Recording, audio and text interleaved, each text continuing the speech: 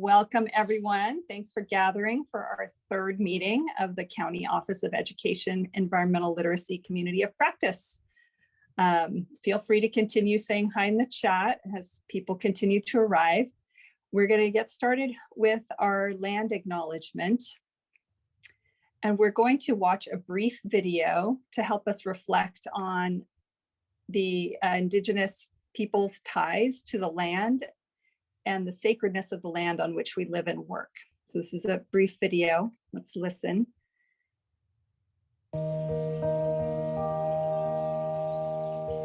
Enclosure of trees here is one of the council areas that the Odawa had in Waganuxing. And each tree was purposely misshapen, and each chief would sit by their appropriate tree and hold council with all of their brethren and kin. Standing in this area is hollow ground. This is, to me, the equivalent of, Congressional Hall, or, these are where the government took place. This is where government was executed. I can point to other areas within the reservation and say that Odawa met here, met there, but this is still intact. This is still here. The trees are still growing. They're still alive. They, have those stories within them. They've seen the changes that the Odawa had to navigate to be here today. And just like the Odawa, they're still standing, we're still here, we're still in our homelands, we're going forward into the future, but it's good to know that these spots still exist so we don't get too far off track. We always know that we are Waganuxing Odawak, and these trees are reminders of who we are. And I think that's a really special piece of our identity, is being identified with things beyond yourself.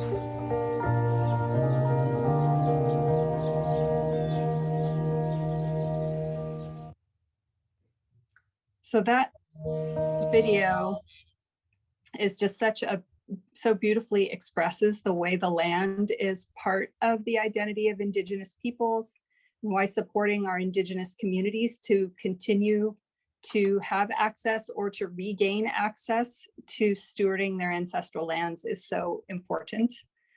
And to connect with this on a personal level, we'd like to ask you all to just think about a nature space. It might even be a tree that helped shape who you are, helped shape your identity, and that is a touchstone for you and your connection to nature. Just think of one specific place and share that in the chat.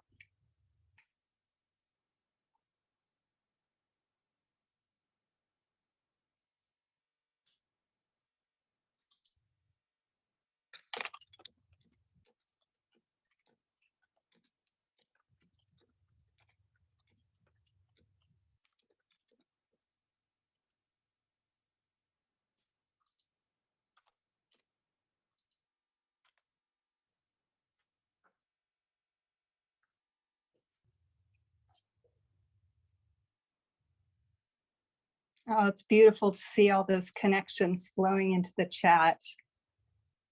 As you continue to add to that, we can move to the next slide and just connect back to the why we're all here. Those connections you're listing in the chat, I bet that's some of the reasons why you're one of the people who joined this community of practice, because it shaped your identity to care enough about this work. And so we just wanted to connect back to why we started off with that.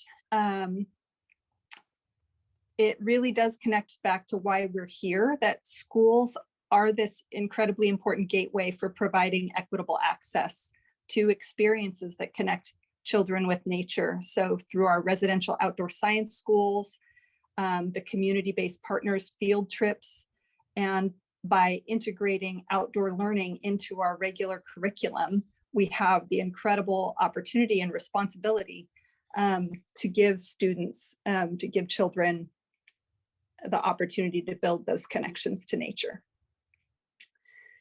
So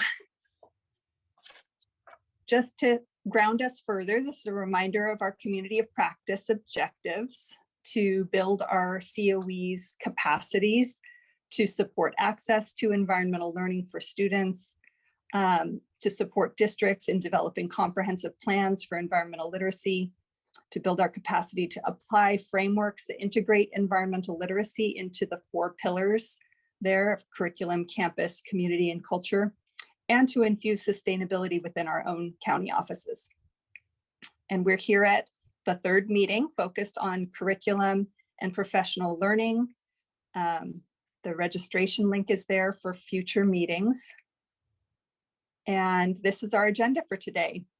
We just had our welcome and connector and land acknowledgement.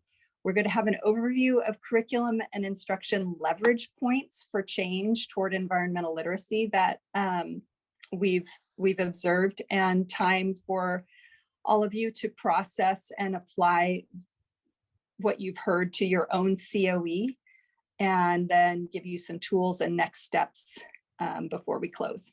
That's it. With that, I'll turn it over to Andra.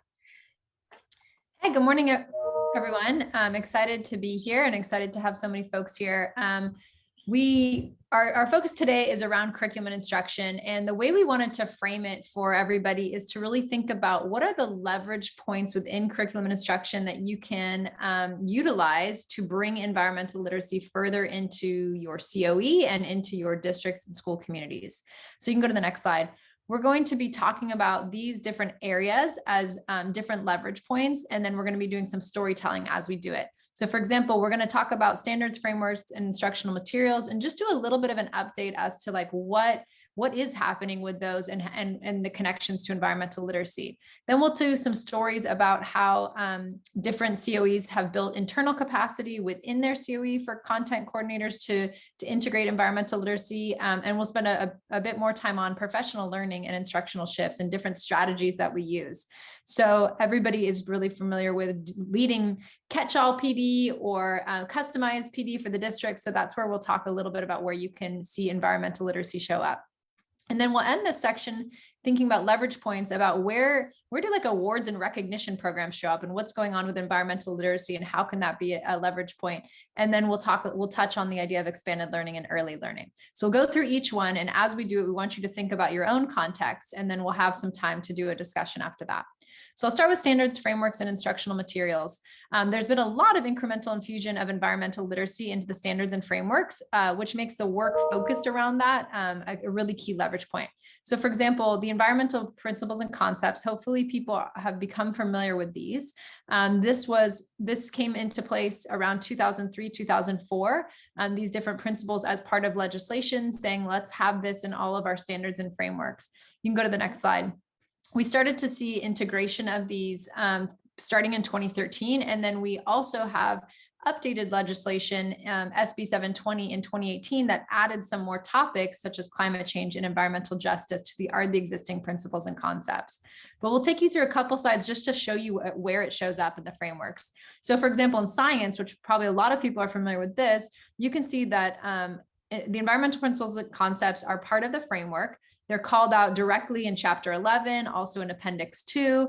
And then there's a matrix showing the overlap of the two as well. And then there's a bunch of vignettes throughout the frameworks that show like, what does it really mean to do this? But it's not just in science. If you go to the next slide, you'll see that this has also happened in history social studies, right? So if you're a history social studies content coordinator, it's happening there. And you see same kind of strategy. It's in the frameworks, it's in an appendix, it's in vignettes, it's in examples. And it's not just history social studies. Go to the next slide. It's exciting. It's also in health. Okay, so it's also embedded into the health, very similar style, right? We see vignettes. We also show like where it shows up in the health standards. And you can see that it's also starting to show like there's different pedagogy strategies that you could use as well with this. Like they recommend place-based learning here. In the science framework, they recommended a lot of connection to community-based partners. In the social studies framework, they recommended a lot of connections to civic engagement. So there's different ways that it gets highlighted in the framework. But most importantly, it's also in the arts, right? So here we go. We've got it in social studies, science, arts, and health. You might be thinking, these are subject areas that are not always getting enough attention. And that's probably true. But the good news is that it's also going to be embedded into other really core subject areas like mathematics and ELA. So here we have a calendar that shows how it's been embedded in multiple subject areas already, and it's coming up to be embedded here in the math framework. So the framework revision timeline is happening right now. And so it's being embedded into the mathematics framework. So you're going to see it show up in just the same way that it's been in all those other 4. It's going to show up as like an appendix. It's going to show up in these overlapping examples. It's going to show up in vignettes. And it's also going to show up in the instructional materials as well.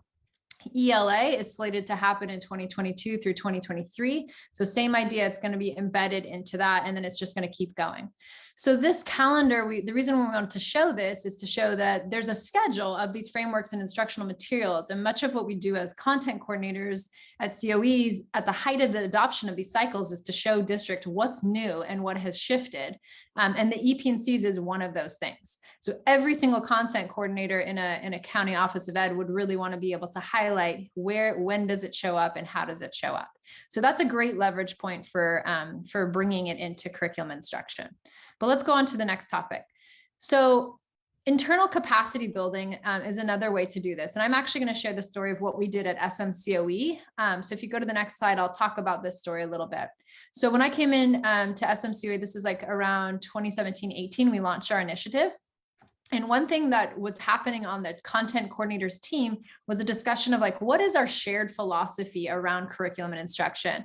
And so we actually ended up reading a book together called The World Becomes What We Teach, which gave us the opportunity to have some of those conversations of like, well, what do we think is like our North Star? What is driving us as educators? And we found that all of us were really passionate about the environment and about social justice.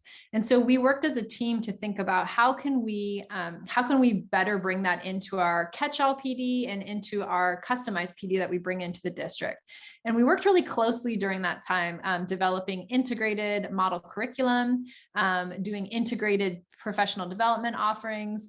And so that was like for about 2 years, we did a lot of that. We spoke at conferences together, just sharing all these different examples.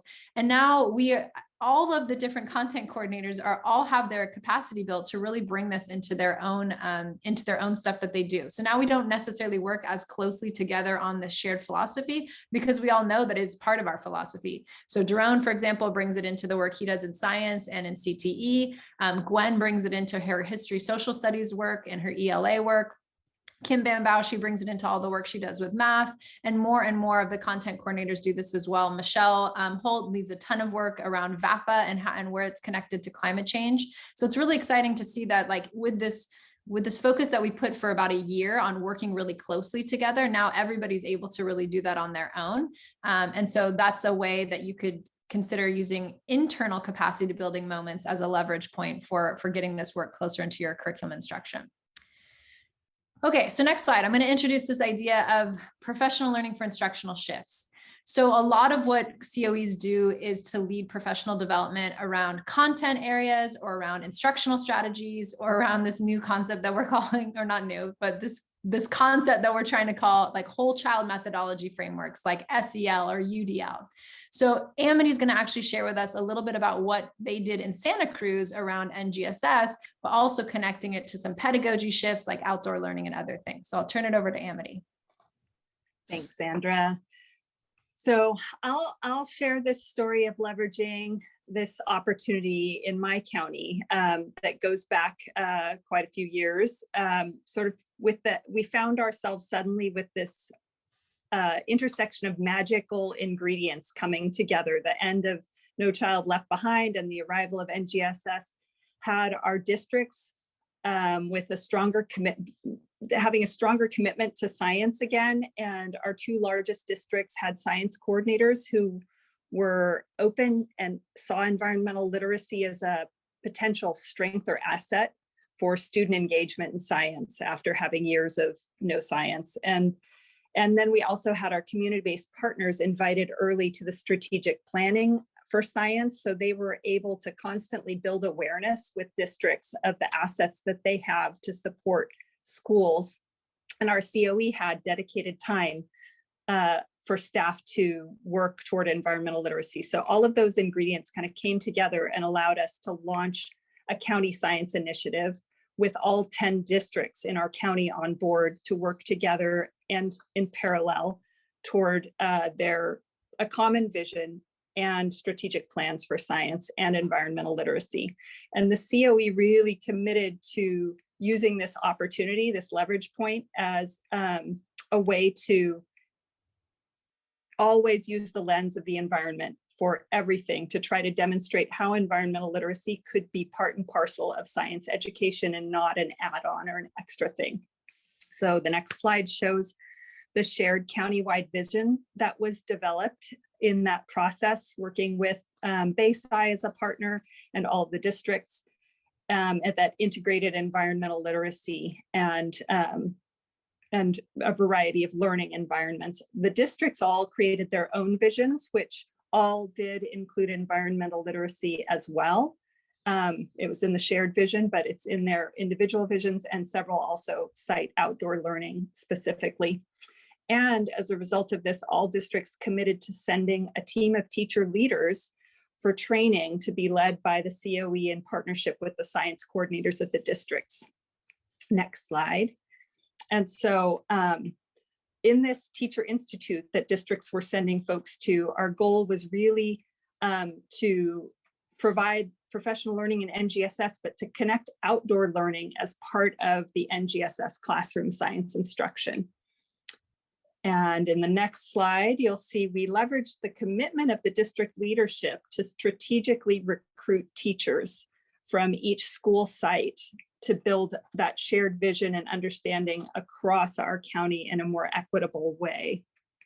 I'd say that's our North Star at our county office, is equity. And then we're always tying that back into environmental justice and environmental literacy and access to the outdoors. And then if you go to the next slide, oh no, this is the one.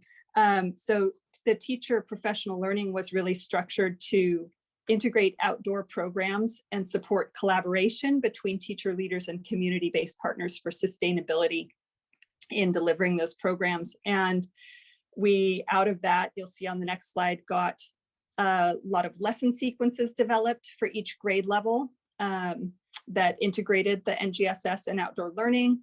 The next slide, to have these wonderful experiences. I just had to show what it looks like when you can get those kids outdoors. This is a 4th grade lesson sequence tied to NGSS and history social science standards that was developed out of the Institute. And the next slide. So from that, we've moved on to building the capacity of teachers beyond the teacher leaders. So this year, we're doing a train the trainer of those original teacher leaders, and they're developing, along with those same EE partners, the PD sessions for other teachers throughout the schools to use these lesson sequences with the goal that every student has at least one science and environmental literacy focused lesson sequence with outdoor locally based learning during every year of their K-12 education. And Andra's got another institute very similar in structure to this. Like, this is something that can really work when you get a district or teachers on board. And it's also led to more custom PD requests. So this was the big structural PD for the districts altogether. But now we're getting a lot more individual requests for just leveraging outdoor learning for teaching any subject and how to do that successfully, kind of really nuts and bolts. And so I'm going to turn it back over to Andra, because she's going to talk about those different instructional strategies, and that will fall great.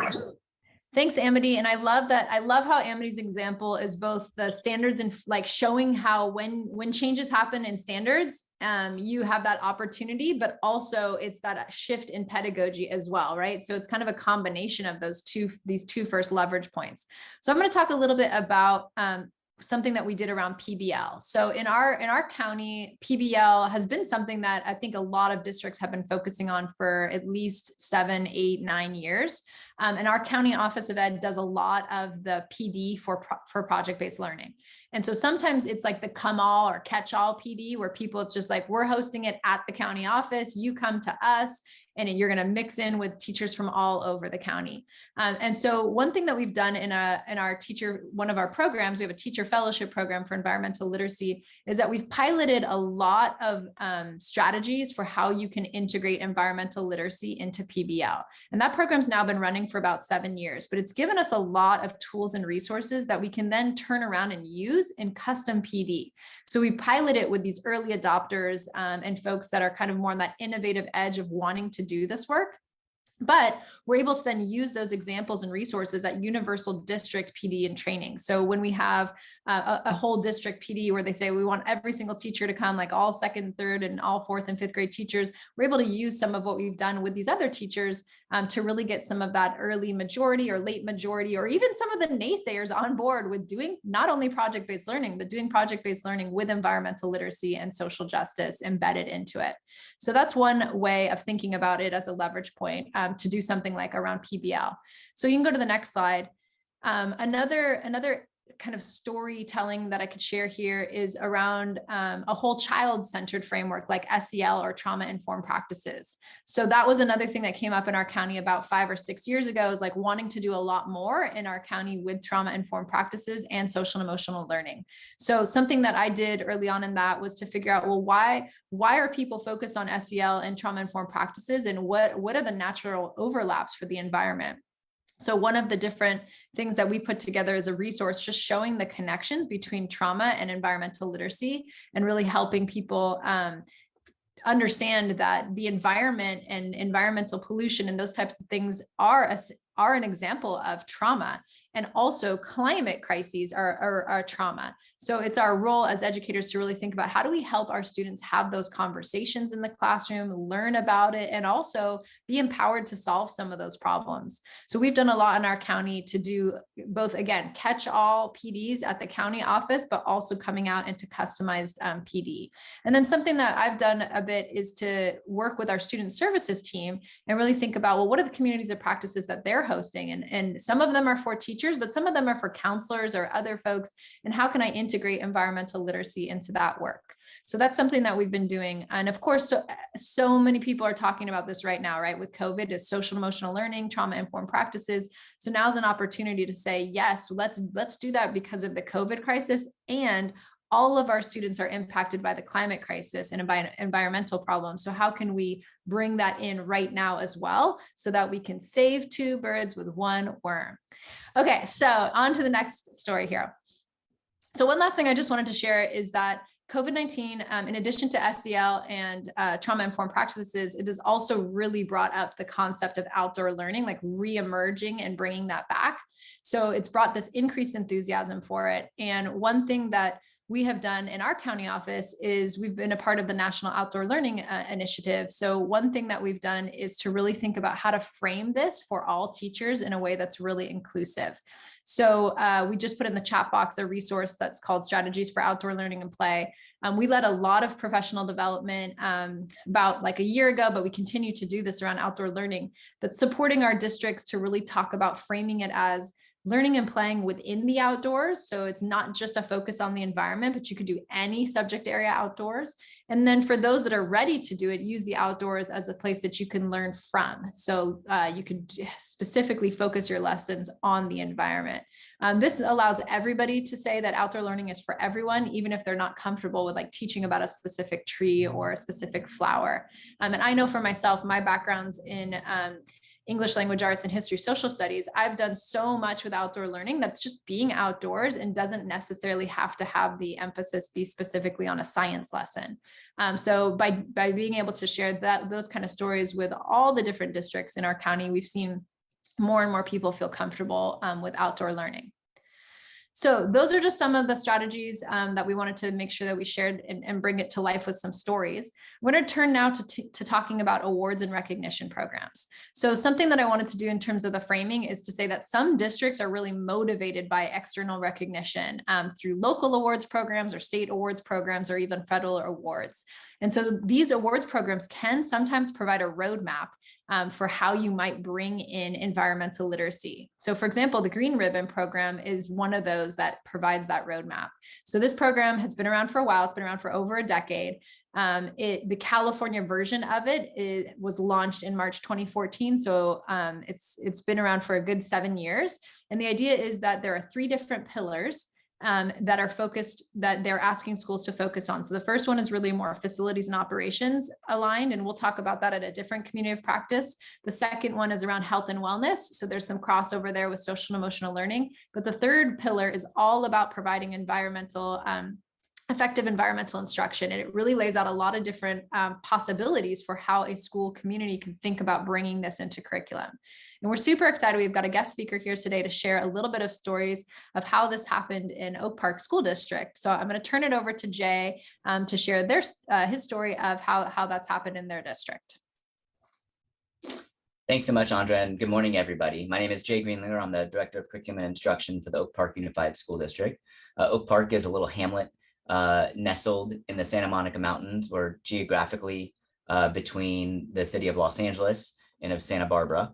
We're a unified district, so we're K-12, and we serve about 4,500 students. One of the unique things about Oak Park Unified is that approximately half of our students live outside of our boundaries.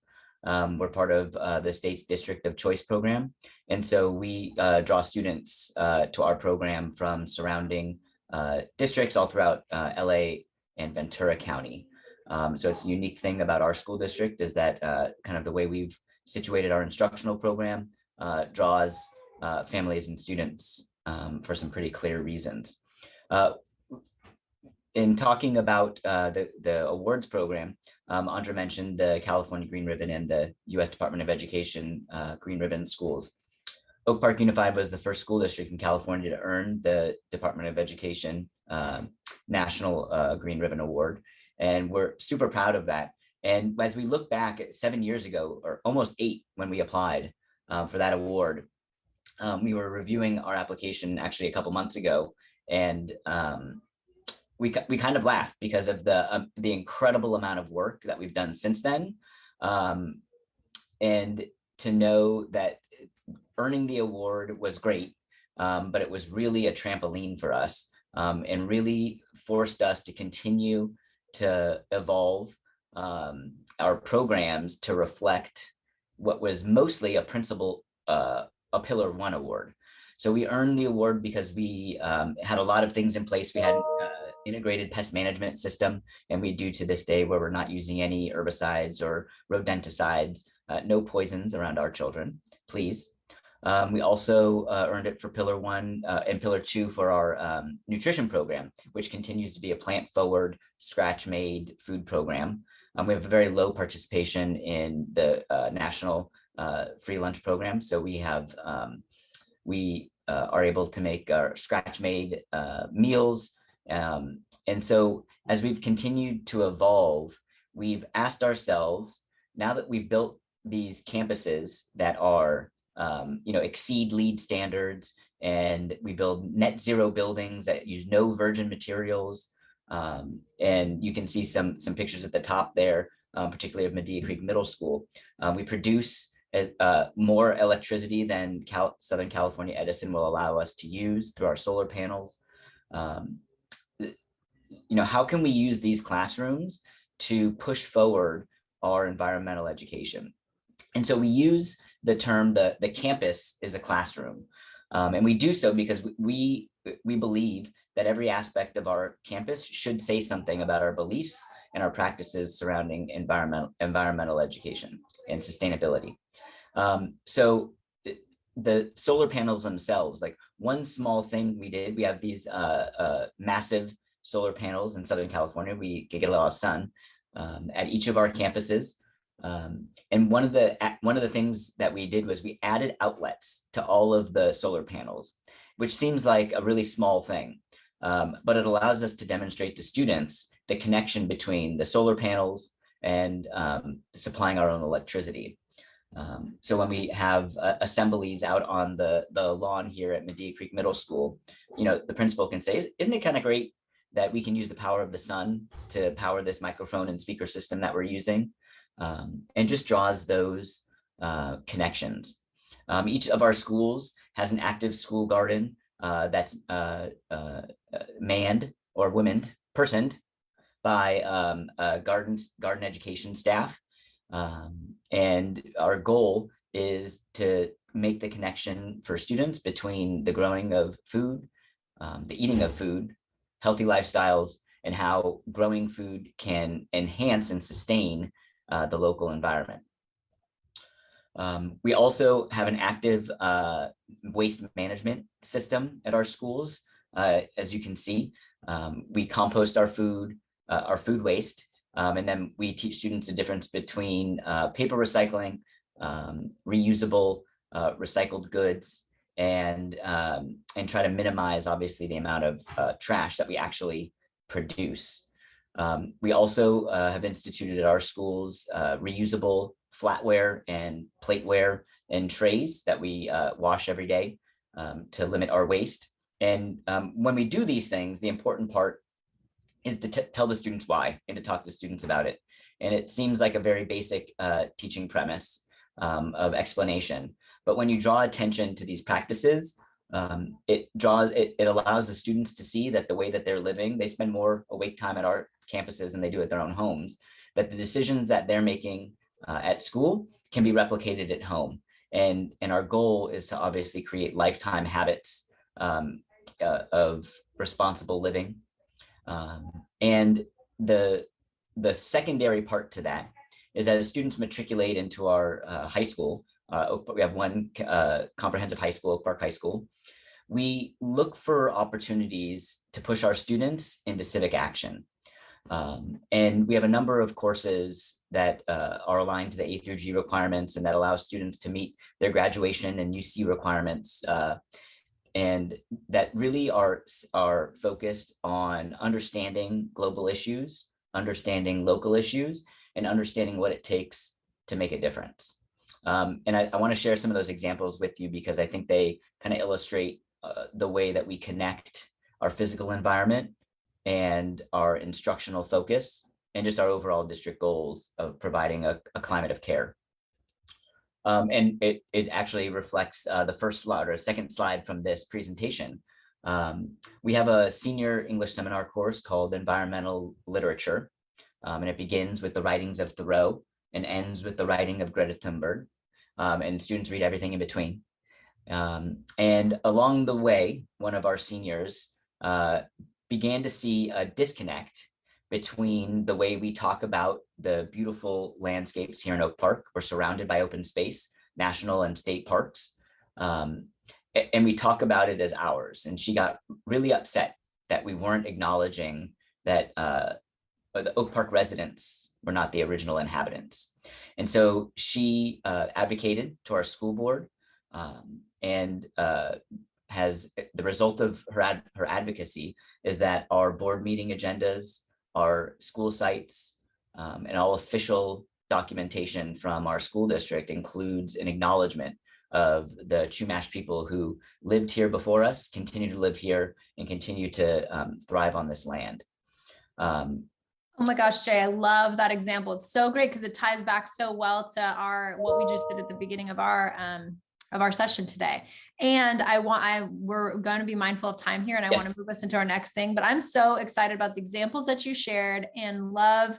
I just hope everybody really takes that to heart that these awards programs can be a starting point. And I feel like I had a very similar situation when I did this at the site level. It was just a starting point. And then we were able to really build off of that for years and years and years and just keep on deepening the practice and deepening the learning. So yes, Jay, thank you so much. Really excellent examples. Jay, can people reach out to you if they want more information? Absolutely. I'll put my email here in the chat, and I'd love to talk about Oak Park with anyone who's willing to listen. Yay. Awesome. Thank you so much, Jay. Okay. So our last leverage point that we wanted to share here, we've talked about standards, we've talked about pedagogy and instructional shifts, we've talked about awards programs. So our last one that we wanted to share is just this idea that there are additional opportunities outside of what you think of as regular curriculum and instruction. And that is really where we have expanded learning and also early learning opportunities. So expanded learning, think like before and after school programs, but also camps and summer programs. These are all opportunities to bring in environmental literacy and to pair with the subject that we talked about in our last community of practice, which is community-based partners. So bringing those community-based partners in to do that expanded learning time is a really great opportunity to deepen the work of environmental literacy. And then of course, early learning. A lot of county offices of ed do have early learning departments and early learning divisions. And so it's a great opportunity to connect with them and think about how can you make sure that this is happening for our earliest learners. And some ways that we've been successful at that at San Mateo County is through outdoor learning, but also through just like book choices and book recommendations. So that's all the different leverage points we wanted to share with you. I'm going to turn it over to Jen now to do some processing about this.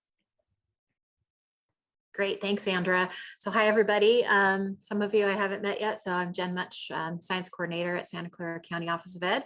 And we're gonna just have some time to just, now you've had a lot of input, right? Or we've given you a lot of information to just have some time together in your regions and county offices of ed to discuss some of these leverage points. So again, one of the things that we want you to think about as you're in your breakout rooms is think about how you're utilizing the content and subject coordinators, and have you done some convening and discussion just internally about environmental literacy? And then what do you all, and Andrew mentioned this before, is like, what kinds of programs do you run? Do you, everyone comes to your workshop? Do you do communities of practice? Do you do specific district support or customized professional learning? A lot of us are jumping back into the textbook adoption process. So are you part of that? And then are you doing cross-department or division collaboration? So we're going to link a spreadsheet to you, and you might want to just think in your region breakout or your county office breakout, maybe pick one person, and I'll give you directions in a minute. But just think of these four main ideas and questions. So what are your current systems in place for curriculum instruction in your county office? And if you're at a district level, how do you connect with your county office? What leverage points are the right fit? Like all the things that we just talked about, what are the right fit for you to just jump into already, or you're already doing? What support do you need from either from all of us or from each other to be successful with this? And then also, what successes do you have? So some of you are already doing this work, and what does that look like? And maybe share out a few main points about how you're doing this and how you're engaging in environmental literacy and professional learning in your county office. So we're going to link the spreadsheet in the chat. We're going to send you to breakout rooms in a moment. It looks like they've opened already, but we'll wait, don't go yet. There's a second tab. So the first tab you're familiar with, a lot of you filled that out early on. I think it was our first or second session. And then the second tab has those questions. So probably choose a note taker or scribe to go ahead and take notes on your discussion. And our breakout rooms will be based again on our regions. So just a refresher, if you don't remember what region you're in, these are the regions for each county. And then also if you want to if you have a large number of people in your region and you want to do your own breakout with just your county office folks, because there are large groups from the same county office, just let us know and we can put you into your own room. And we will just make sure that just think about, again, all the points we just talked about, all the leverage points from standards and frameworks, philosophy of capacity building, professional learning, instructional shifts, awards and recognitions, expanded learning. So think about all those. We're going to give you probably about, I think it was about 15 minutes or so, looking at our time, to have a discussion so we can get into our last part of the session. So before we go into breakouts, what questions might you have before you go?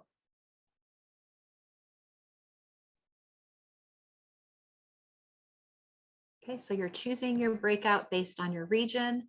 And again, stay behind if you'd like us to put you in your own breakout room. So, and we'll put these questions in the chat as well.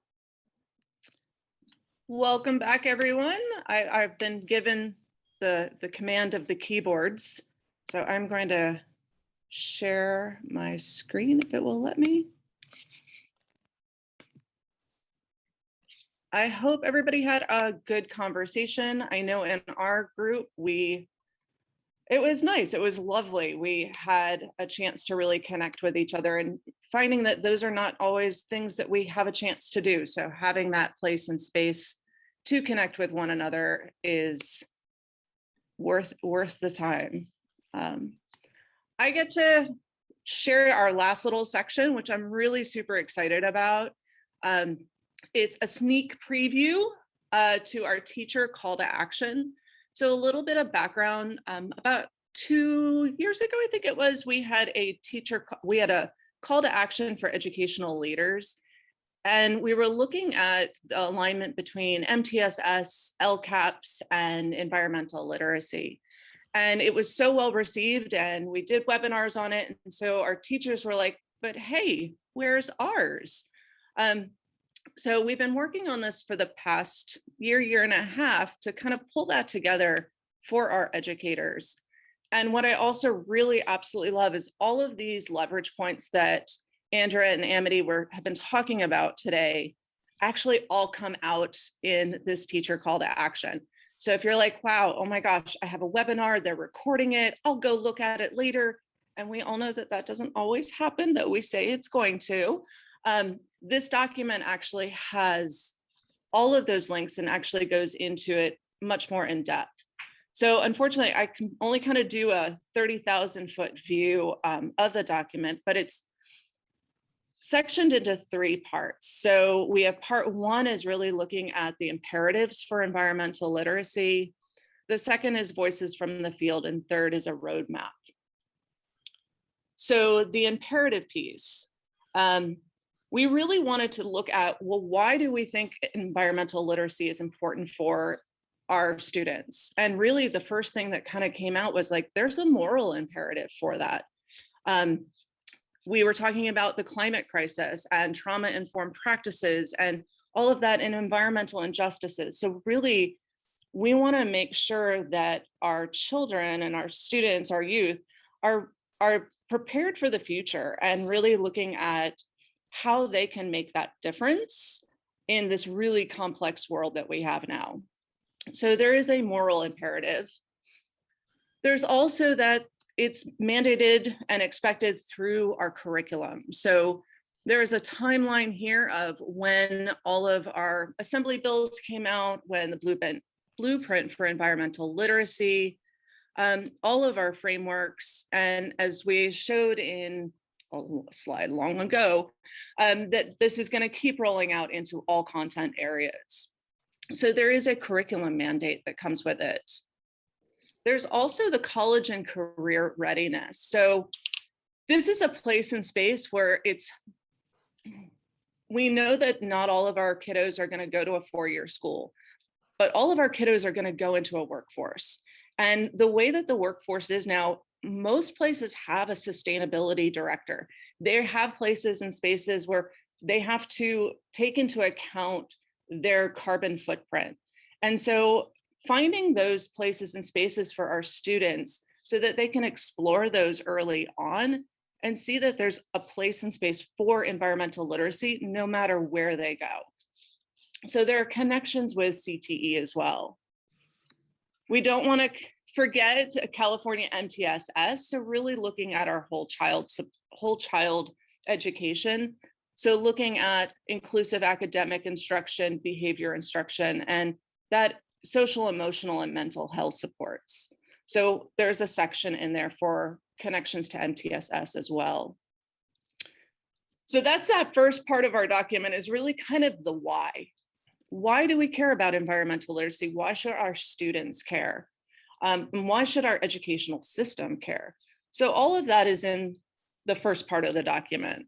The second part of the document, that voices from the field, is really looking at, the how. So how are teachers doing this?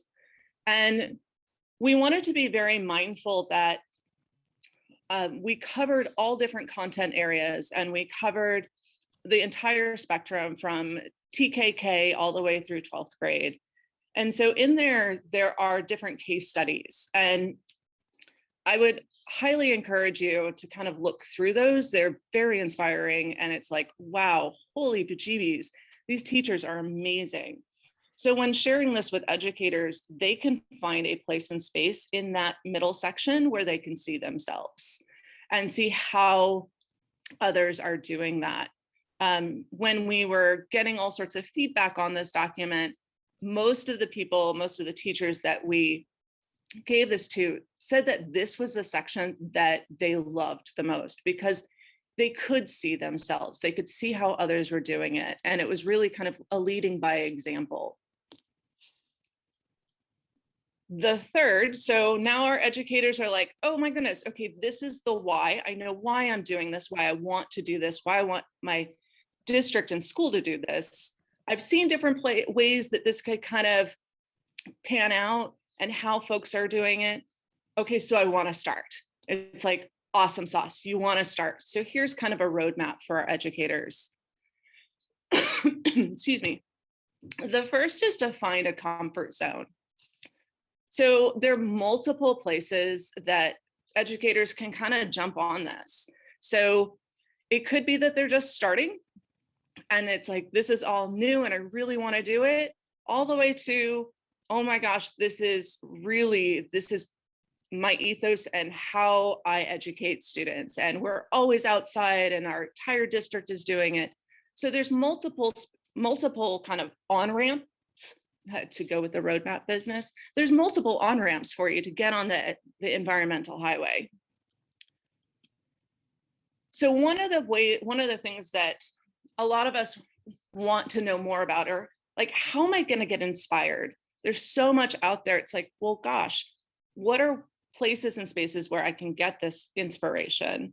One is through just looking at the environmental principles and concepts, that connection between human social systems and natural systems and where those overlap. That is the heart of the EPNCs.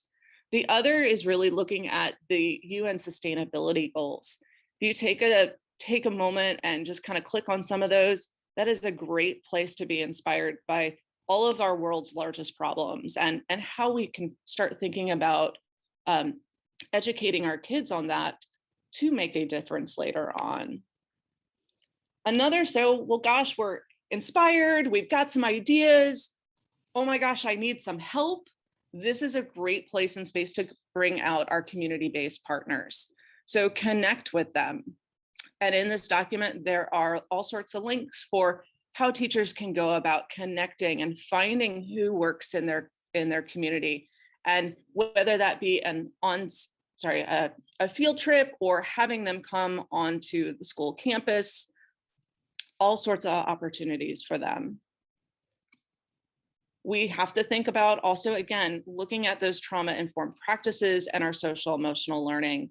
So knowing that our students, it's not just their academic well-being, it's their mental health that we're also looking at, and all of the opportunities for outdoor education, even if outdoor education is just opening the door and stepping outside.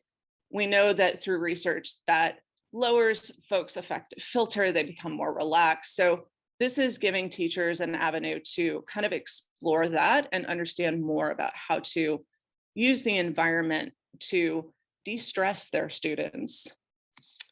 And as I just said, that the campus can be a lab. I have to fully admit, I taught high school physics and we did a lot of stuff outside. You would not think that going outside just to have a conversation with your class, especially with that hard stuff, everybody opened up and relaxed and were willing to take a couple more chances than they would if they were sitting at a desk. So ways that teachers can use the campus as a lab. So again, connecting to Green Schoolyards America and all of that. Oh my goodness, so we're now doing stuff. We're excited about it. We want our excitement to build and we want to transfer it to everybody. Ways that we can do this are through these awards. There's the Green Ribbon School Award. Also, I would highly encourage folks to really think about the State Seal of Civic Engagement, especially in using environmental literacy as that lens that you look at that. Our kids are excited. They want to be out there. They want their voices heard. And really, as educators, it's our job to lift up those voices so they can be heard and they can see themselves and the role that they can take in the world. So you guys get that sneak preview. It's before it's been prettyified. It's going to be prettyified and then we will send that back out to you. But we're excited because it was a beautiful way to take all the different things that we've been talking about today and have it all in one document for you. So I am going to pass it back over to Amity, I think. Yep, that's right. Thank you, Katie. That was a great overview. And for closing, you can go ahead and go to the next slide. We wanted to first let everybody know about a few upcoming opportunities. After our last session, we heard from everyone in the feedback survey that there were quite a few people interested in convening leaders of community-based partner networks, so COEs that are either leading a network currently or want to use that toolkit to launch a new community-based partner network, that there was interest in convening those folks leading the networks or planning the networks to share strategies. So we're going to have an initial networking and input gathering meeting on January 27th, 9 to 10 in the morning. And there will be an RSVP question in the feedback survey today so that we can start to hear who wants to come to that and figure out what that kind of ongoing support might look like. And then we also wanted to let everybody know about this funding opportunity that is imminent from NOAA. The BWET program funds experiential learning for K through 12, and they're focused on what they call meaningful watershed education experiences. But that is a pretty broad term for them in terms of the content. It can relate to watershed, ocean, climate, and so a lot of sustainability work falls under what they deem a MWE, but it really calls for the districts or schools that are working with this framework to have students going outdoors as part of those experiences, those education experiences. So it's a wonderful fit for the work we're trying to do here to get funding for planning. And they currently are encouraging systems to apply, districts or COEs to apply, and are even open to looking at providing seed funding for sustainability coordinators for this work to help get the ball rolling. And so there's these different levels of application, a systemic implementation level for a district or a COE that includes both professional development and student program delivery, or organizations can apply for either just a teacher PD grant or a student implementation grant. And the next slide has a little bit more information about which counties are eligible. I'm sorry, it's not every single county, but these are the counties that are eligible, and the funding amount for that larger systemic implementation is up to $100,000 per year for 3 years of a project. That is actually one of the grants that has funded our Teacher Leadership Institute that we're in the 3rd year of now. And there's going to be an informational meeting on January 13th. The specific time and Zoom link has not been posted, but it will be at that link on the website. The due date has also not been yet announced, but it should be announced very soon and will probably be due in February. And just so to end, we want to make sure that we get your feedback. It does help inform our next session.